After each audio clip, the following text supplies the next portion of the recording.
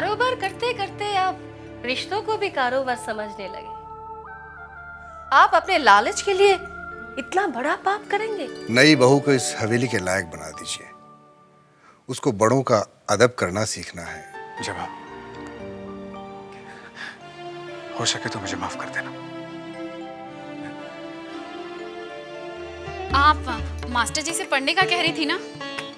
हाँ हाँ, वो आए हैं क्या? प्रणाम गुरुजी। जीते रहो बेटी। आओ बैठो। तो तुम हो इस घर की नई बहू चारुलता? जी हाँ। कैसी हो बेटी? अच्छी हूँ गुरुजी।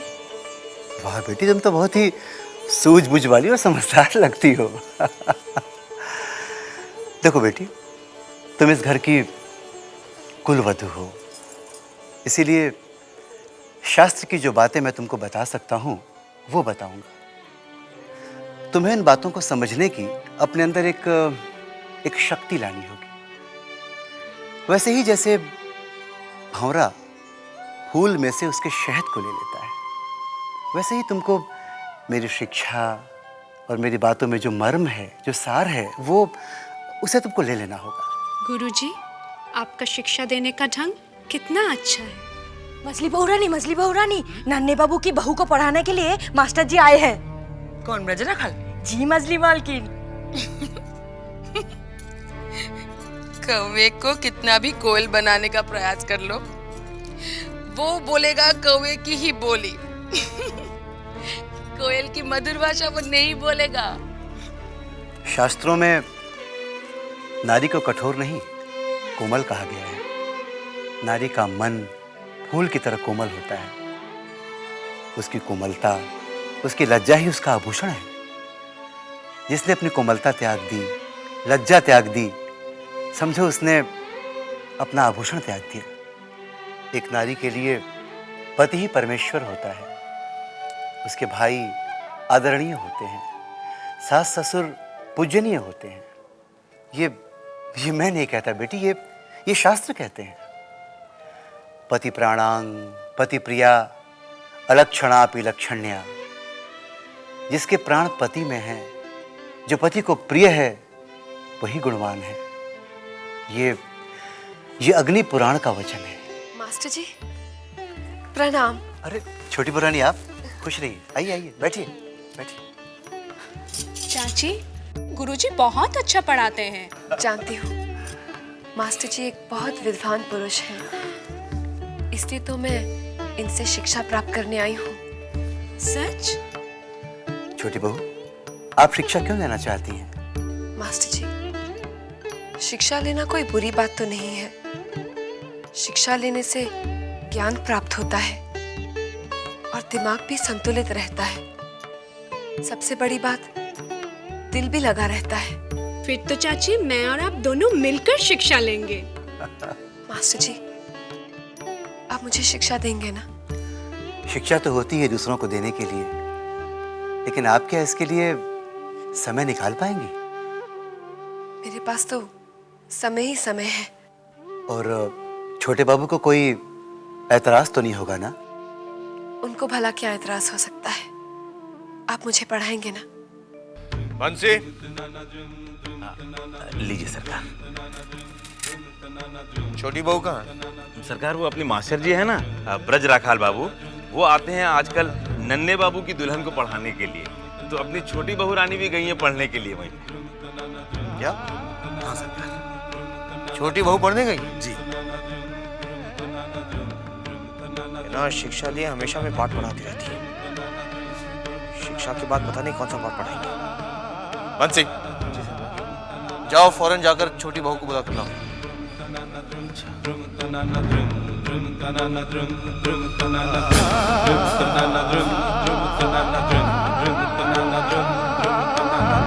मास्टर जी,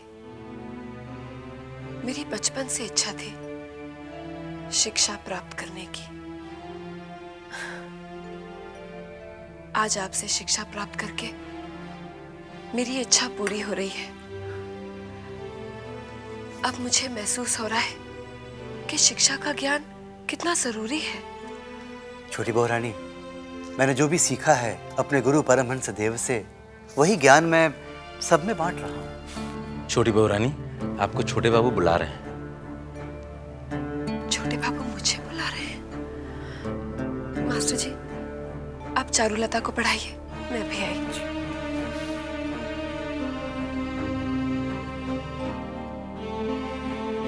हाँ तो बेटी, मैं ये कह रहा था कि हाँ, अपना अपना पाठ निकालो।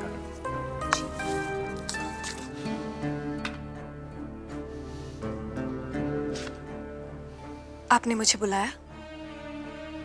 शिक्षा की बात हमसे क्यों छुपाई? आपको दुख पहुंचा है? जो बात हमें दूसरों से पता चले वो दुख ही पहुंचाती है। मैं माफी चाहती हूँ। आपको दुख पहुंचाने का तो मैं सोच भी नहीं सकती। मैंने तो ये सोचकर शिक्षा ली कि आपको कोई एतराज नहीं। एतराज है। कौन मर्द चाहेगा कि उसकी पत्नी किसी गैर आदमी के सामने बैठकर शिक्षा ले?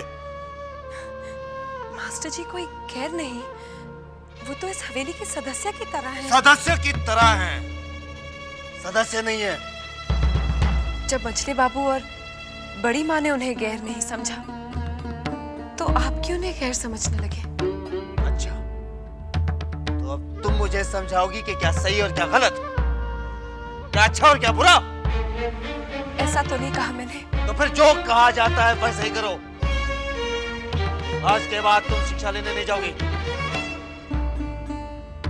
हमेशा से आपके हुक्म का पालन करती आ रही हूँ मैं। एक अच्छी पत्नी बनने का धर्म निभाती आ रही हूँ मैं। आपकी खुशी के सामने अपनी खुशी को कुर्बान कर देती हूँ। आखिर मैं पूछ सकती हूँ कि मेरा गुनाह क्या है? क्यों मेरी हर खुशी का गला घोट दिया जाता है? क्यों मुझसे मेरे जीने का हक छीन लिया जाता है? छोटी बहू, तुम्हारी जुबान लंबी होती जा रही है। तो काट दीजिए उस जुबान को, ताकि आपके सामने बोलने की जरूरत न करे। जब दिल दुखता है तो जुबान बोल ही पड़ती है।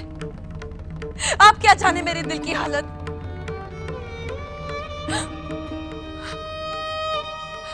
अगर आपने मुझे एक दिल बहलाने के लिए खिलौना दे दिया होता तो मैं आपसे शिकायत कभी नहीं करती। मैं उसी से अपना दिल बहलाती, अपना दुख, दर्द, खुशियां सब उसी से बांटती। अब मैं किससे अपना दिल बहलाऊं? ये सब तुम्हारी शिक्षा का नतीजा है। खबरदार जो आज के बाद तुम शिक्षा लेने गई।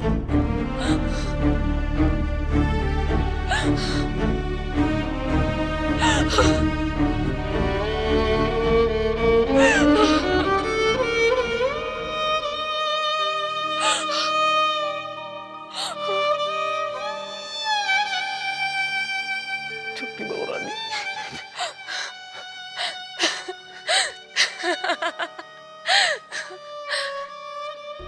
सुना बंसी, तेरे छोटे बाबू क्या कहकर गए? मैं इस हवेली की बहू नहीं, कैदी हूँ, कैदी, कैदी हूँ, कैदी।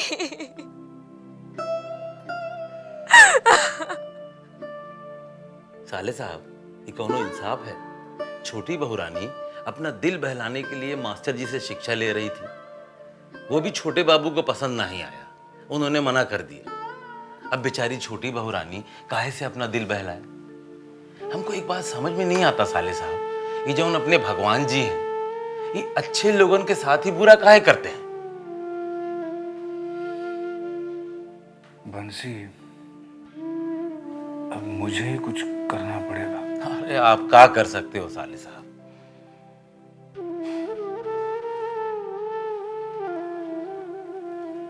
छोटी बहू को दिल बहलाने का खिलौना मैं दूंगा। क्या? हाँ।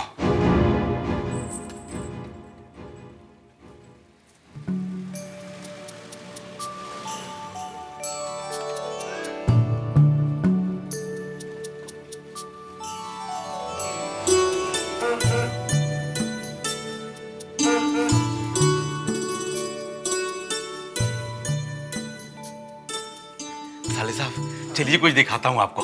क्या? अरे चलिए ना, दिखाता हूँ। क्या बंसी? अरे आपने भोपू की आवाज नहीं सुनी? हाँ, अभी अभी सुनाई दी। अरे मजले बाबू की हवा गाड़ी आई है। क्या? हाँ मजले बाबू ने हवा गाड़ी खरीदी? हाँ, चलिए ना दिखाता हूँ कैसे चमचमा रही है। चलो चलिए चलिए। दूर से देखो, दूर से देखो, गाड़ी के पास कोई नहीं आएगा। विद्युत सरकार, जाकर मजले बाबू को कह दीजिए कि मोटर गाड़ी आ गई है, आकर देख जाएं। जी, मैं अभी खबर करता हूँ। हटो हटो। कितनी सुंदर गाड़ी है। ये क्या विलायत से आई है? हाँ, अभी अभी विलायत से आ रही है। मैं नजदीक से। मजले बाबू आ जाएंगे, देख लेंगे। यही रही।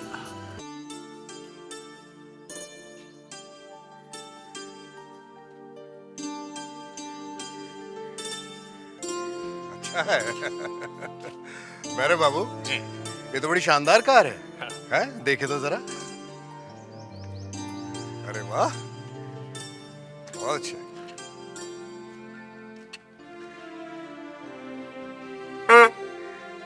बढ़िया है। अच्छा है, अच्छा है। खुली गाड़ी में सैर करने का मजा ही कुछ और है। बहुत अच्छा, गुड। वैसे भैरव बाबू, एक ख्याल हमारे जहन में आया।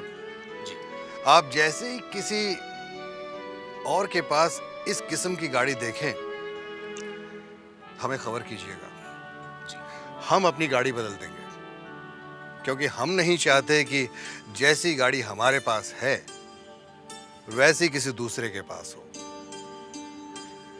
विद्युत सरकार। जी सरकार। इसकी तनख्वाह महीने की 50 रुपए कर दी जाए। जो हुकुम सरकार। 50 रुपया? भैरव बाबू जी। जरा हंसनी को खबर कीजिए, हवा गाड़ी में बगान बाड़ी चलते हैं उसके साथ। हाँ? चलिए। इब्राहिम भैया, अब तुम्हारा क्या होगा? इतने सालों से तुम इस हवेली में काम कर रहे हो और तुम्हारी तनख्वाह सिर्फ 5 रुपए। हाँ? और उसे देखो, अभी नया नया काम से जुटा है और उसकी तनख्वाह है 50 रुपए, तुमसे 10 गुना ज्यादा। अरे तो क्या हुआ भैया, इब्राहिम चलाता है घोड़ा गाड़ी और वो चलाएगा हवा गाड़ी। इब्राहिम भैया, हमें तो लगता है कि अब तुम्हारी छुट्टी।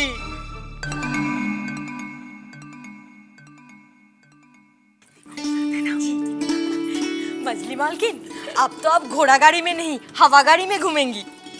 मेरी ऐसी किस्मत का। हवा गाड़ी को दूर से देख लिया वही काफी है। क्यों? मजली मालिक आपको हवा गाड़ी में घुमाने नहीं ले जाएंगे? बेवकूफ, तूने आज तक कभी देखा मजले बाबू मुझे कहीं बाहर घुमाने ले गए हैं? मेरे नसीब में तो हवेली की बस 4 दीवारी है। इसमें घूमो फिरो, खुश रहो। सिर्फ मर्द ही बाहर घूम फिर सकते हैं, मौज मस्ती कर सकते हैं। तो क्या इस हवा गाड़ी में सिर्फ मजले बाबू ही घूमेंगे? वो है ना उनकी रखेल हंसनी, वो घूमेगी। कितनी अजीब बात है, मालकिन है आप और मजा लूटे कोई और। सबसे अजीब बात क्या है जानती है तू? क्या? इस हवेली की बहू बनना।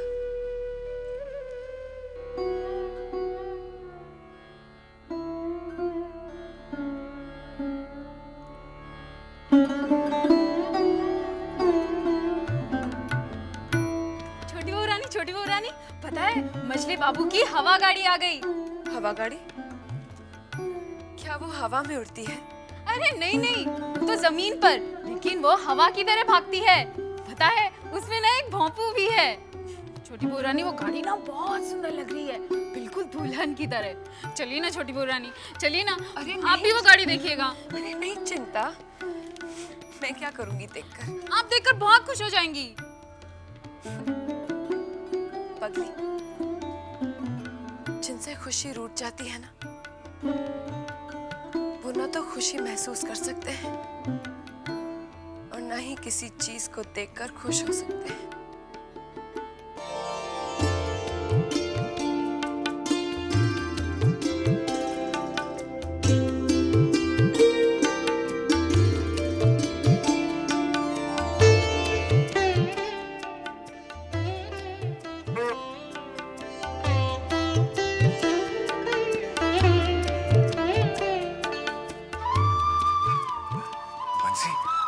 साले साहब।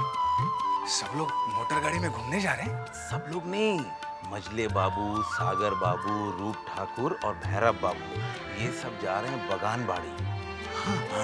और वे बग्गी में कौन जा रहा है?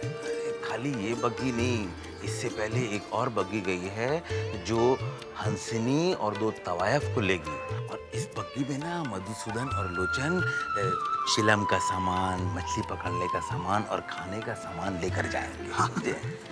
मछली पकवा गए।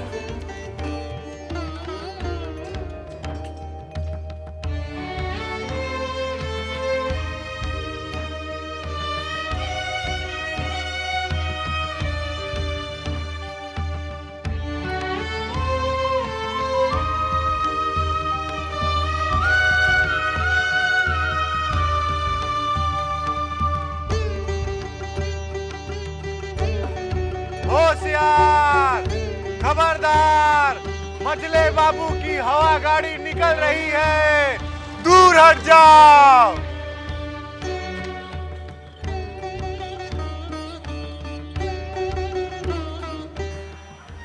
बंसी, साले साहब, जब छोटे बाबू चले जाए तो मुझे बताना। मैं छोटी बहू को एक उपहार देना चाहता हूँ। कैसा उपहार? उनके दिल को बहलाने का उपहार।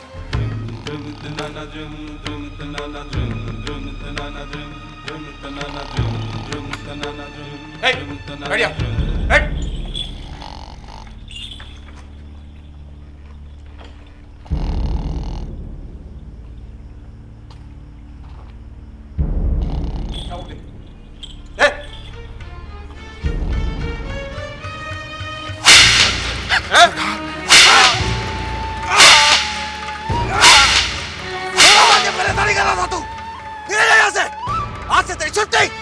नहीं सरकार, ऐसा गजब मत करिए।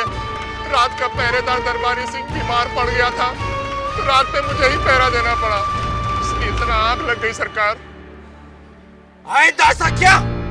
धक्के मार के निकाल दूंगा। नहीं होगा सरकार। खोल दरवाजा। हाँ सरकार।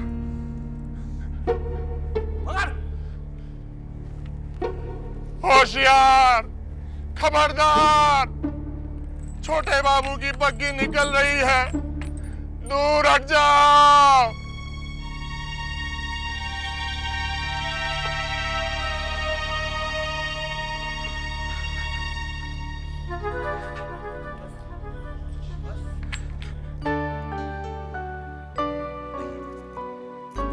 छोटी बहुरानी।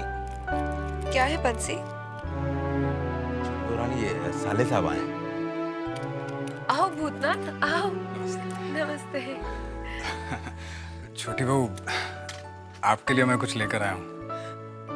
क्या है भूतनाथ? अरे भूतनाथ, ये किसे ले आया तू? हाँ। कितना प्यारा है बंसी। जा जल्दी से कटोरे में इसके लिए दूध लिया। मैं भी लेकर आया। जल्दी। भूखा है। आपके दिल को बहलाने का खिलौना, आपके अकेलेपन का साथी। बोल तो नहीं सकता ये, मगर मालिक की हर भाषा समझ लेता है।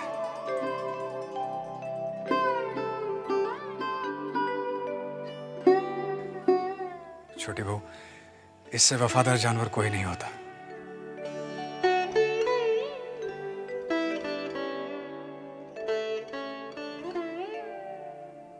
कितनी अजीब बात है, जो मेरे सब कुछ है उन्हें मेरा ख्याल नहीं है, और जो मेरा कुछ नहीं है उसे मेरा कितना ख्याल है।